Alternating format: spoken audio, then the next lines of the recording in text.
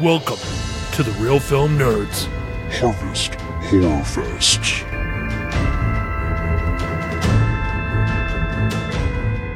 Welcome, everyone, to another episode of the Real Film Nerds with the Harvest Horror Fest, episode number 143. And happy Halloween. In this episode, we're going to talk about a very fun movie, and a movie that Matt hasn't seen before. What's your name again? Oh, yes, and I am your host, Mysterious Mike Talent. And with me, as always, is Matt...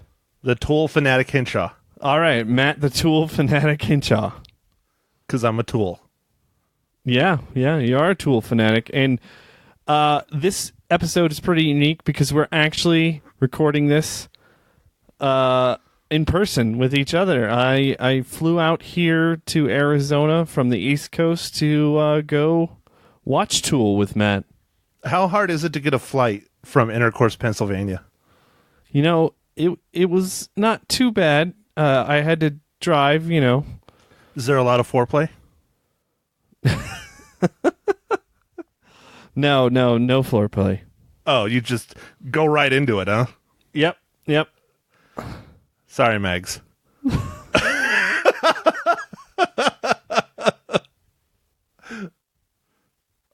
So, Mike, we just saw Tool. That's why you're in Arizona. How was Tool last night? Tool was fantastic. You know, they just released their first album in, 13 years? It was awesome to see them again. They were in really good form. I know they really love playing to Arizona. I feel like it's home for them. Yeah, it's their home state. Well, at least for Maynard. Yeah. Well, I feel like they've adopted it as their home state now. Well, yeah, even the drummer was rocking a Phoenix Suns jersey while he was playing last night. Yeah, he was. Yeah, it was like a customized jersey. He bought one of those ones that they advertise all the time on the TV where you put your name on it. I think that's just so that, he doesn't play favorites for the players, because celebrities, they got to be cautious about that shit. Yeah, that's true. That's very true. So, Mike, we're talking about The Thing? Like, which thing? The 1951, the 2011, the 1982? Which one are we talking about here? We are talking about the 1982 The Thing, which is on our requests. So we're kind of we're kind of double dipping here. We're doing a Harvest Horror Fest, and this is a request from Hold Please to the internets. I didn't know you were going to do this to me. All right, I'm pulling up the request list, the Legacy List official request list. All right, The Thing. Harvest Horror Fest on Stars. That's not a request. Oh, hell. I don't have it on here. Dude, I thought you said it was a request. Yeah, I think it was probably Don Krogan, my flying buddy out here in Chino Valley. I'm not in Chino. I'm in Prescott, but, here in Arizona in the Chino Valleys where we do the RC flyings. Nice. I'm pretty sure it was Don Crow. I don't have it on the list because when we started discussing the Halloween Horror Fest films, what we were going to do, I made a separate list and I just retyped it over there. And I deleted it off the other one and I took the name off. Damn it. No, it has to be Don because I don't have Don on here as any other request because he's only asked for the two. Demolition Man and The Thing. All right. Well, so we're reviewing The Thing. And Matt, I'm going to ask you just what was your first impression of The Thing? Well, I just want to say thanks, Don, for sending in a request. And you know what's really cool? I don't know if I sent you the picture. I gave Don a few of our stickers. For those of you who want some, Mike now has some in his hands. So if you are on the East Coast and you want some, ask him. I got the little ones made. They're, I think they're 1 inch by 1 inch, maybe 1 3/4 inches by 1 3/4. Anyways, they're perfectly square. I gave Don a couple. He won an airplane finally at the club meeting. And he's the president of the Chino Club. In his last meeting, he won the giveaway airplane finally after God knows how many months of giving money to win the raffle, and he always just lost. Always. I always felt so bad. First thing he did is he put the Real Film Nerd stickers on the rudder. Oh, man, that's fantastic. It's pretty awesome. So anyways, thanks, Don, for submitting a request. Feel free to send in more. The rest of you, please send in more. You know our email, nerds@realfilmnerds.com, or Matt at realfilmnerds.com, or Mike at realfilmnerds.com. Any other ones I don't think I have programmed yet, but those three I do. All right, so The Thing, Mike, 1982. Yeah. It was pretty awesome. I've seen this movie multiple times, and I really like this. I feel like this was really not well received when it came out. And poor John Carpenter, he was kind of coming off of he'd done so well with Halloween, and he pretty much did that for nothing. And he got a huge budget for this movie. This movie, they made it for $15 million, and at the time when he made Halloween, he had $375,000. Wow, that's a little bit of a difference. Yeah. So, and then I think Friday the 13th, the first one that was made, the original, was made for $500,000. So, they're used to these lower budget movies. And this movie, though, Matt, the special effects, what did you think? I mean, Dude, for 1982, they are freaking incredible. For today, they're freaking incredible. Seriously, they're all practical. I mean, the creatures in this are absolutely amazing. They just are, man. They are. There's no questions. Yeah, no, the creature effects, I don't even know how they did a lot of the stuff. I mean, and that's part of the awesomeness of this movie. They must have spent so much time on some of those creature effects. Not to give away my rating yet, Michael, but the story, is always number one for me. The creature effects alone on this film brought it up a whole reel just for me. A whole reel. A whole reel. That's how good the effects are. Yeah. No, the effects in this movie are great. I got something else to say, Mike. All right. Aren't you going to ask me? Well, what else do you have to say, man? The breakdown. Oh, yeah. See, we both are messing it up, aren't we? We're messing it up. All right. So, Matt, why don't you give us the rundown of the movie? The rundown of The Thing from 1982. Yes. All righty. Here we go. Directed by John Carpenter. Written by Bill Lancaster and John W. Campbell Jr. It stars Kurt Russell, Wilford Brimley, T.K. Carter, David Clennon, Keith David, Richard Dysart, Charles Hallahan, and Peter Maloney. I think that's enough. Yeah, that's good. I could do all of them, but because it's not a huge cast. No, it's not a huge cast. But, I'll just stop there. All right, here's a little bit of a synopsis. It's a quick one. I'm going with the quick one. That's what she said. I like how you had to whisper it. Yeah, I whispered it really quiet. Hold on. That's what she said. There, is that better? Yeah, that's bigger. All right, good. Wow. That's what she said. This is a fun forever. It could go on forever. Dude, this is a fun one having you in the infamous Real Film Nerds Arizona studio that is also full with every single Star Wars toy you could imagine. Yeah, I'm actually a little intimidated. I feel like I'm not on the right side. I feel like I'm more of a outsider. Is it because you don't have the size and girth of R2? Yeah, I think that mostly covers it. Name the movie. Episode number 100 we did. You weren't on it, though. I don't know. All right. Fanboys. Haven't you seen Fanboys? Oh, yeah. I have seen Fanboys, but it's been a long time, dude. Yeah. He has R2-D2 in his pocket, and he says, "You wish you had the size and girth of R2." Love it. Love it. Nice. Anyways, all right. Back to the storyline. All right. A research team in Antarctica is hunted by a shape-shifting alien that assumes the appearance of its victims. I think that really does summarize it in a very succinct way. But that brings up some questions I had about this film. I was asking you while we were watching, which is bad, but we weren't in the theater, so it's okay. We're in my living room. It's fine. Okay. You missed the look that Mike just gave me, people. I'm sorry. One of these days we'll do YouTube Live. We should do that. That'll be fun while you're Just here. YouTube Live? Yeah, just do it. Oh, jeez. Because we do have a YouTube channel, but it's just basically the podcast with a picture, then you can just hear us. Anyways, so it says shape-shifting alien. That was one of the things I was asking, is the alien, spoilers for The Thing 1982, But when the alien, is it one alien that's controlling all of them and talking together, or just when it goes into another person or replicates another person, is it a different alien? I really don't know. It is a very interesting question because this movie doesn't explain everything, and I mean that's part of some of the fun with this movie. You don't know exactly what's going on. In fact, even when we first started watching it, Matt's like, "What the heck is going on?" I'm like, "Dude, I'm not going to say anything. You just need to start watching it," and like it kind of. It gets to explain it, but it takes a little bit to get to the point where you're like, oh. I'm kind of glad I sat down and watched it at home because I was able to stop and rewind it through those what the hell's going on parts.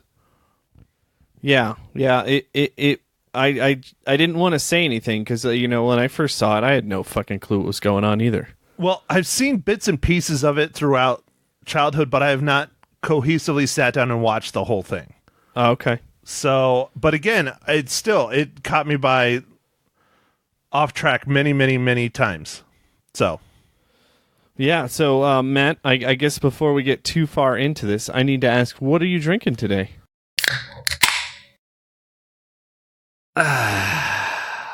Well, Mike, you can see exactly what I'm drinking in my hand because you're in the infamous Arizona Real Film Nerds studio. I'm drinking an Arizona beer by an Arizona brewery, Kilt Lifter Scottish Style Amber Ale. Now, Mike, I see what beer you have in your hand. It is by the same brewery. What is said beer, Mike? So, I know we talked about trying to do more beers that weren't IPAs, but I have a problem. I have an IPA problem. And they don't call me Hoppy Mike for nothing.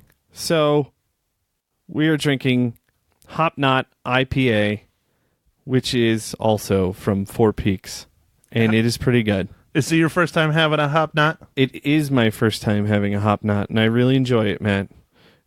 It is citrusy, balanced, and knotty. Knotty, right? Yeah. Yes. All right, you might need to scoot over a little bit more. Why? Talking about being naughty. Jesus. All right, Mike. Well, since we are doing a Harvest Horror Fest film, and it is a classic Harvest Horror Fest film, I am not going to worry about spoiling it, but I need to ask my question because my question is just as important as yours. And this one is an easy one. This one is really easy. This is like shooting fish in the barrel. I'm really disappointed. But after Killer Clowns from Outer Space last Thursday on my birthday, because I'm old bastard of 22. Yeah, 22. I know that one was hard. So here you have two easy ones in a row. Next week, you're in trouble, but we'll find out. Mike, how does The Thing from 1982, directed by John Carpenter, relate to the Marvel Cinematic Universe?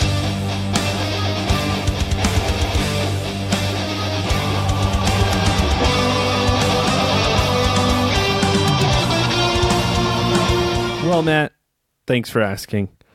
And like you said, this one was very easy. Shooting fish in a barrel for sure. Kurt Russell was also Ego in Guardians of the Galaxy Volume 2. Now, not to get too much off topic, but the next phase of the Marvel Cinematic Universe with the Celestials, granted, it's all just rumor and speculation right now, but rumor and speculation is that the Celestials film possibly will deal with the creation of Ego. So we might get to see Kurt Russell again. Oh, I think that'd be kind of cool because even though we found out a decent amount about his origins because of the way that the story played out, I would like to see more. Right. Like, seriously, he was a planet. How? Why? Where? What? Right. Give us all that. I'm excited for that. It'll be fun. Yeah. So, all right, The Thing, my favorite part of the whole movie, I guess it's not a part, but outside of the incredible creatures, I mean, just phenomenal creatures, I really loved not so much the horror aspect, because I mean there's horror in it, but that's more the creatures. But the part I really, really enjoyed it, when you don't have stuff like this today very often anymore, was the paranoia that was going on in this film, because nobody knew who the creature was, or who was the creature, or who wasn't a creature. I thought that brought the suspense level of this film just through the roof. I just loved it. Yeah, they did a good job of kind of like building that suspense where everybody just starts kind of like suspecting different people, and they start tying up people and different things, and it just kind of keeps getting worse and worse. Like, and you kind of feel that the way that it's shot and put together. And that's really cool. That, compliments to John Carpenter, who interestingly said that this is his favorite movie that he's ever made. Really? Yeah. Even over Halloween. Even over Halloween, yeah. And or Big Trouble in Little China, dude. That's another amazing love that movie, dude. Yeah. It was so underrated, but I love that movie. I got that on Blu-ray. Oh, I love that movie, man. I can watch that movie on loop. I love it. I'll add it to our Legacy Cast list of not requests. I'll put it under your list, because your list is getting short. We've been doing a lot of your movies when we don't have them. Well, let's start getting some of your movies. No, we've done a few of mine recently. Okay, all right. Anyways, all right. So, Mike, how many times have you seen this movie, and how many times have you seen the original from 51 and the 2011? Okay, so that's a great question, man. I've seen the 51 one at least once, maybe twice, and that one's really good as well. It's black and white, but it's a really good movie. It's different than this one, but the same. Kind of hard to explain, but it's good. And then this one, I've probably seen probably a dozen times at least. A lot of times this is on during, just this time of year, this season, where they'll just play movies. This is one of those movies that comes up a lot. It's kind of ranked as one of the scarier movies, and I think it's just because of those creatures that you were mentioning. Man, if I saw this when I was a little younger, they are terrifying. Dude, seriously. I mean, they were, especially like some of them. I was even like asking you on a couple of them when they're like cutting them open and stuff. I'm like, what the hell is that? And then you look a little bit more, and it's like a head. You're like, ugh. It was wild. It was really wild. Yeah, they were really well done. I don't know how a lot of the stuff was done, and I'm sure that's probably a whole entire topic on itself. I know it is. But the special effects were just awesome in this movie. It was just really, really good. So, how many times have you seen the 2011 one? I've only seen that once. I was fairly disappointed, honestly. It didn't have, how we're always stressing the story? Yes. It didn't really have that great of a story. How the hell do you... What? Why didn't they just use the story from this one and just do a full, flat-out remake? I think it's supposed to be a prequel to this one that's showing what happened to the Norwegians. Oh, interesting. Prior to what we saw. Yeah, to the Americans. The Americans, yeah. But it didn't really work, man. I mean, I think, they had a lot of the creature stuff, kind of that, but the story just, like, this one had a pretty good story of some people there, and I know it kind of starts out a little abruptly, because you're like, why? What's going on with this? Yeah, it blindsides you. This helicopter and this dude chasing a dog. Yeah. Like, I mean, what the hell's going on? Is he hunting this dog? Like, why would you be hunting a dog? Yeah. That's what I was thinking. I'm like, why would you hunt a dog? Maybe it's a wolf, but it didn't look like a wolf. It looked like a dog. Yeah. Yeah. So it kind of starts abruptly. It's one of those movies that just kind of starts. Yeah. So. Yeah. Hey, it's fine. Once it got rolling, I was in. I was hooked. So out of the three, which one, I think I know the answer, but which one would you say people definitely need to see? So I really like the 1982 thing, but the 1951 one is... the 1951 movie is also really a great movie as well. So definitely see 82. Yeah. If you have the time, see 51 and skip 2011. Yeah, I would say skip 2011. I don't think it adds anything. All right. Well, I really enjoyed seeing a lot of names and faces I knew in the 1982 film, but drastically younger. I mean, think about it, Mike. I don't want to date myself, but I did just celebrate my birthday, and I was born in 81. So this movie came out when I was a year old or so. Yeah. And it still is this high quality of a film, especially the creatures. I mean, that's 37 years ago. Yeah, dude. 37 years ago. I mean, that's incredible. 37 years ago, and it still holds up fairly well. I think some of that has to do with the isolation of the environment that they're in, because they're supposed to be doing this. They have some sort of research that they're supposed to be performing in Antarctica. Right. All right, so Mike, I guess we should probably get into it. It might be a little early, but Mike, how many reels? Or, you're the one running this podcast. You should be asking that question, not me. Oh, yeah. Matt, I'm just going to tell you how many reels I have. I'm going 4.5 reels on this one. I really love this movie. Damn, dude. Like, your Harvest Horror Fest this year, like, what's the lowest you've given this year? I mean, 4.5 for Killer Clowns from Outer Space, and you hadn't even seen that movie. I don't know, man. Maybe I'm 4.5 for this. I think 3.5 was probably my lowest one. I mean, we just had a killer freaking year of Harvest Horror Fest films. Yeah, we did. No, it's just, I don't know. I think we just chose really good ones. Children of the Corn was probably my lowest rated one. Yeah. I think that was probably mine too, if I remember right. But I could be wrong. I don't know. All right, Mike, so you want to hear mine? Yeah, man. Shoot it out. You show me yours, I'll show you mine, kind of thing? Yeah. Whip out your reels, Matt. like Maynard at the concert last night? Just whip it out? Yeah. So I'm sure you guys don't know, but for the Tool concert, this was kind of interesting. So this was like an arena. There's about 18,000 people there, and they would not allow you to use your cell phone at all during the concert. And I loved it. I thought that was such the great, just focus on the moment and don't try and capture it. It was awesome. It was amazing not having someone's hands in my face holding a cell phone the entire time blocking my view. It was pretty sweet. Yeah, and then right, like Matt's alluding to, right at the very last song of the concert, Maynard's like, all right, go ahead. I know it's like a disease. Whip it out. And then he's like, cell phones, your cell phones. And then I think people were like, oh. And they were like zipping up. Yeah. Because, I mean, I had mine halfway out. My cell phone. Oh, yeah. Right.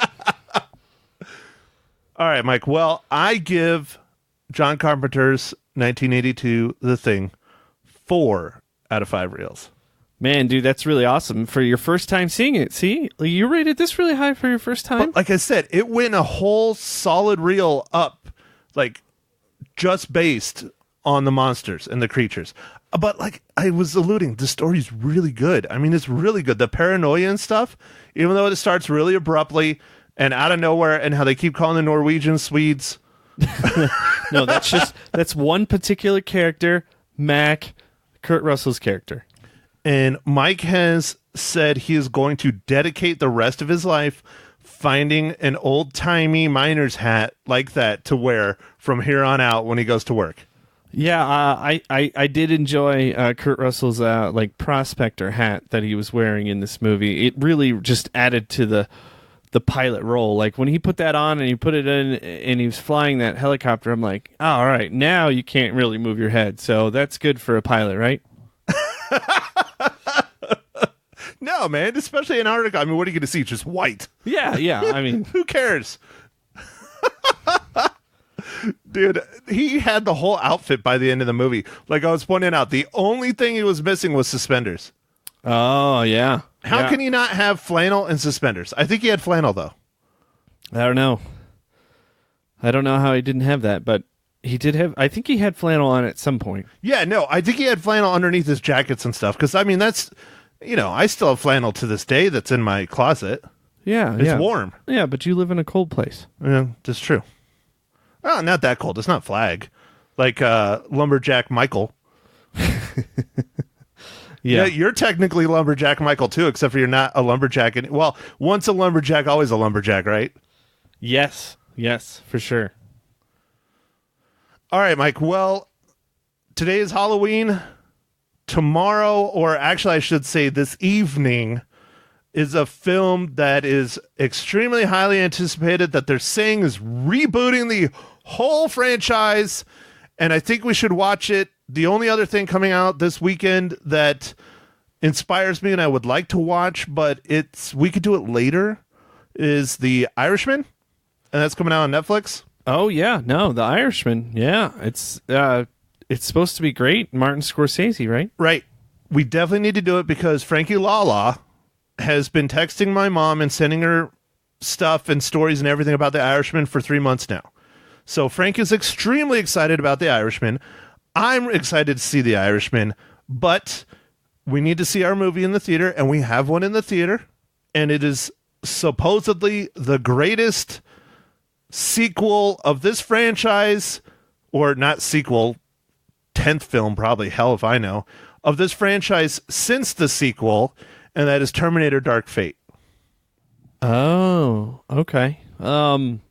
Yeah, I mean, I'm down to see some T800 or T1000 or T16000, whatever. T16 is from Star Wars. Oh, okay. All right. Well, hey, I'm glad you got that reference in there, though, Mike. I liked it. I'm skeptical, but it is exciting to see James Cameron is back as the producer.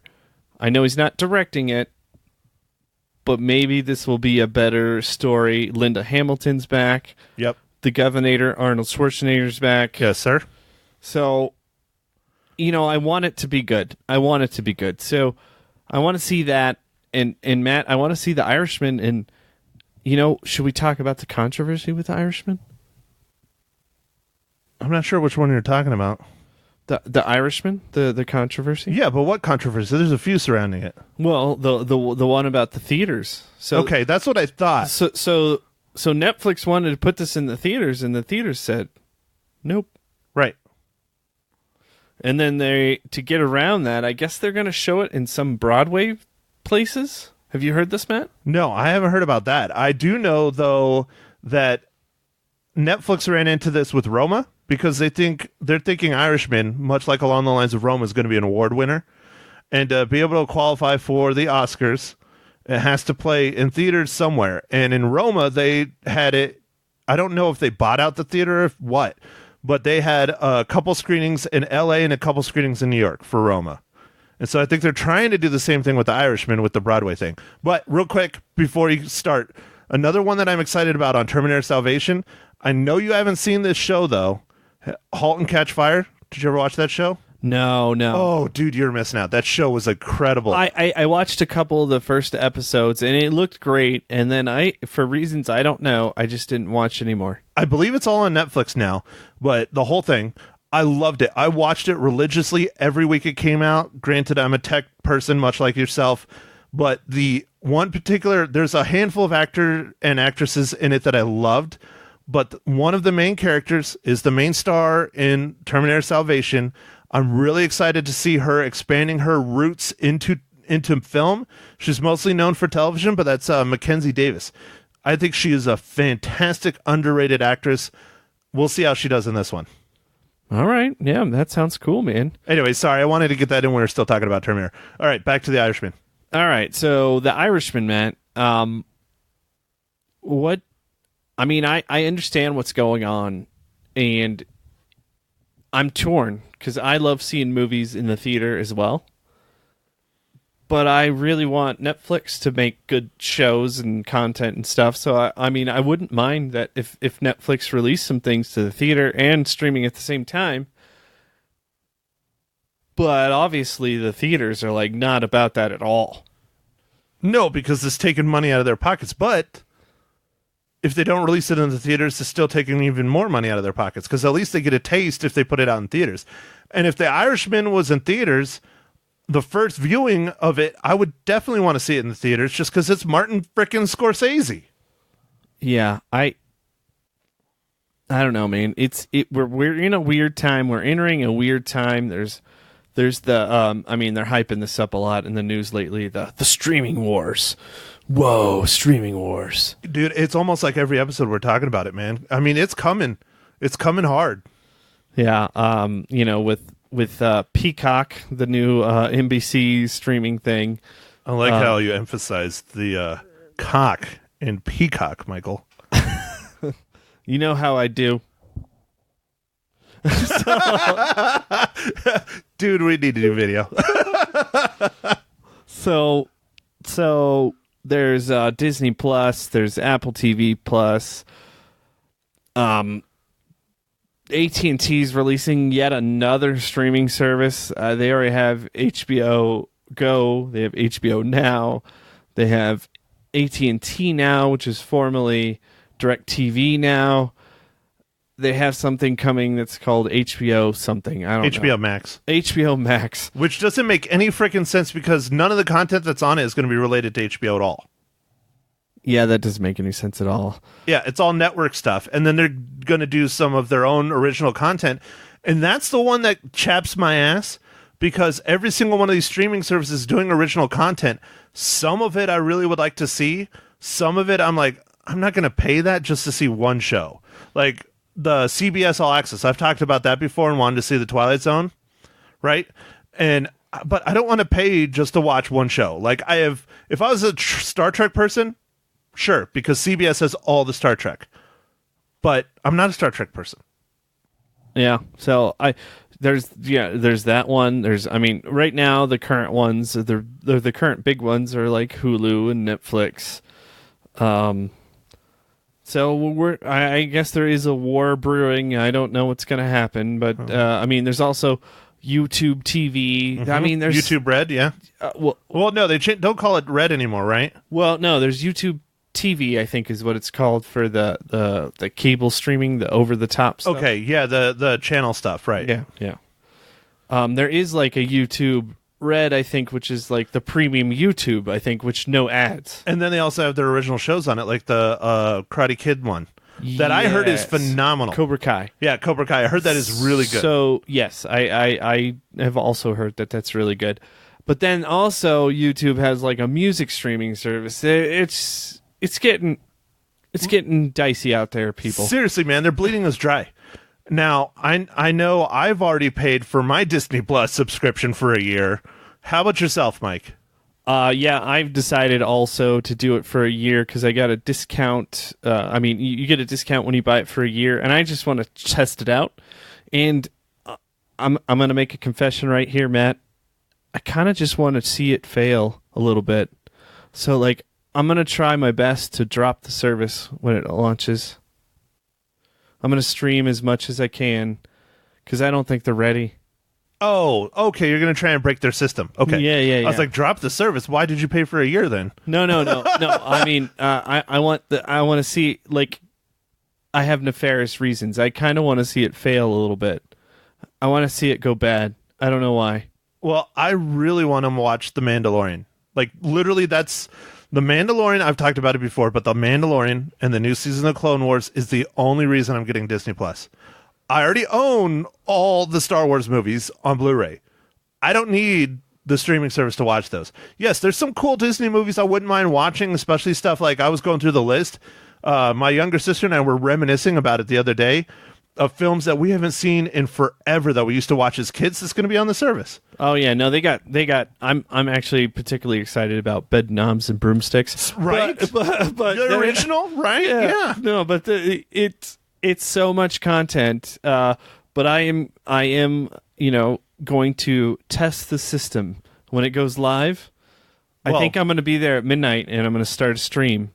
I'm going to try and stream for 24 hours straight wherever I'm at. I'm just going to try and stream on any device I have or all devices that I have. You also have unlimited data, too. Because you can do 4. Yes, I do. Well, then why the hell did I pay for it? I should have just gotten your password. You should have. Son of a bitch. I'm canceling. That's it. I'm out. All right, Mike. Well, next week, let's at minimum Terminator Dark Fate. All right. Terminator Dark Fate. we're signing up for that one. If we can, Irishman. Okay. And you know another one we haven't done yet? What's that? El Camino. Oh, man. I really want to do El Camino, too. We need to do that. But that's going to get us all into Breaking Bad stuff, which we don't do TV stuff. Yeah, dude, but still. It's freaking Breaking Bad's movie. I know. With Jesse Pinkman. Bitch. You're right. I know. Breaking Bad was such a great show, and it ended so fantastic. Like, it ended the way that you wanted it to end, which you can't say much about shows. So, I'm excited. It was, yeah. We need to watch it. We need to review it. I'm sorry, we need to. Dude, it's going to make me want to watch all Breaking Bad again, though. Is that a bad thing? No, but it's a lot of time. I know. I don't have time either. Northern Arizona Sun starts up right around the freaking corner. November 2nd, this Saturday. First freaking home game is free, 100% to the public. It's a scrimmage. It's a preseason scrimmage. If you want to come and check it out and harass me, I will be there taking pictures. Okay. All right. Well. Not you. I mean, you know, you're going to be on the East Coast. I was talking to our listeners. No, I know. All four of them. Mom. I know. Dad. No. All right. I know. All right, Mike. Go ahead. No, you're running this freaking podcast. No. What the hell's going Matt, on with you? You've got to take us out of here. Tell us about the socials. You already just talked about what we're going to review. You can talk about the socials. No. You want to? Oh, why do I? Oh, that's right. You intro. I take you out. See, that's where I'm getting screwed up. See, the Harvest Horror Fest thing is screwing me out. All right. So, Mike, you got anything else you want to add for this week's this final Halloween Harvest Horror Fest podcast? Because it is Halloween, people. Make sure and check the apples for the razor blades, right? I swear to God, dude, that's an urban myth. So yeah. All right. So you got to check your candy, your children's candy. But you know what I heard the new thing is, Matt? Streaming candy? No. Disney Plus candy? That'd be kind of funny, but no. So what it is now is you have to check your kids' candy for edibles. Perfect. If you get any edibles candy, send them courtesy to the Real Film Nerds podcast. Because apparently people are worried about other people giving their kids their marijuana-infused gummies or whatever kind of candy forms that they've made. And I know they've made everything into candy now in many of the states that it's legal. Dude, that just sounds like a good waste of weed. I mean, why would you do that? Like, I don't know how much those gummies and things are because, you know, I'm not a card-carrying member of that. I am a card-carrying member of other organizations, but not that. Because, you know, I don't want to be registered as a drug user in the state of Arizona. Yeah, that's me. Why would you waste your good, hard-earned money pot candy on a bunch of children you don't know? I don't know, dude. Maybe you're high and you grab the wrong basket. I guess. I don't know, man. I'm just saying. That's what I heard. I was like, are you kidding? So basically, go and try one piece of candy out of all the things that your kid brings home. And if you get high, send that courtesy to the Real Film Nerds podcast. All right. Well, send that to Matt at the Real Film Nerds podcast. No. Mike. Mysterious Mike Talent. Intercourse, Pennsylvania. I don't know the zip code or the address, but we'll take it off your hands. All right. So social medias, iTunes, Apple Podcast. I was pointing this out to Mike since he's here, showing him if you leave us reviews, it helps us out a lot. It lets other people see it. We only have 5 reviews on iTunes. We've literally been out for coming up on 2 years. February is 2 years, I think. And we only have 5 reviews on iTunes. So thank you, all 5 of our listeners, for leaving a review. Yes. I guess the way that the Apple podcast app works is it really wants reviews to help push it towards the top. So if you could give us some reviews, that would be great. We're talking to the other 3 or 4 listeners out there. Yeah. We see you. We see you? That's creepy. All right. Well, leave us a review. Yeah. Leave us a review. We tried to do giveaways for reviews. That didn't work. So we're just going to yell at you every episode for leaving a review. Yeah. Yeah. Because that works. Everybody likes when they're nagged. Yeah. I mean, it's worked for all of my ex-girlfriends. Yeah. You still looking for your future ex-wife? My first ex-wife, yep. I'm still looking for my first ex-wife. I'll find her eventually, Mike. I'll find her eventually. And you will be the best man. All right, well. At my Star Wars-themed wedding in Vegas. Oh, nice, dude. I got it planned out. I already got it planned out. That would be a lot of fun. Dude, it would be amazing. I'm going as Darth Maul. I'm going to marry Chewbacca. Oh. No, right. it's slave. No, it's slave Leia. Oh, all right. That's better. That's better. Bikini slave Leia. Yep.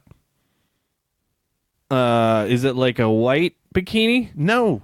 Slave Leia, Return of the Jedi? No, I understand. But, Matt, is it a white bikini? No, dude, I'm almost in my 40s. Ain't nobody got that no more. All right. I guess with that bombshell, Matt, do you want to take us out of here? Sure. Follow us on the social medias at Real Film Nerds on Twitter, Instagram, Facebook. Join our Facebook fan group. It's a lot of fun. Get harassed by our good buddy, Mr. Steven Stockmar, who likes to email Mike, and Mike does not return his emails about booze, especially his love for IPAs, because they both are IPA fanatics. But other than that, thank you, everybody, for tuning in for another incredible episode, and we will chat at you next week. Thank you for listening to The Real Film Nerds. Now, don't forget to follow us on Facebook, Twitter, and Instagram at Real Film Nerds. Now, go out and catch a movie.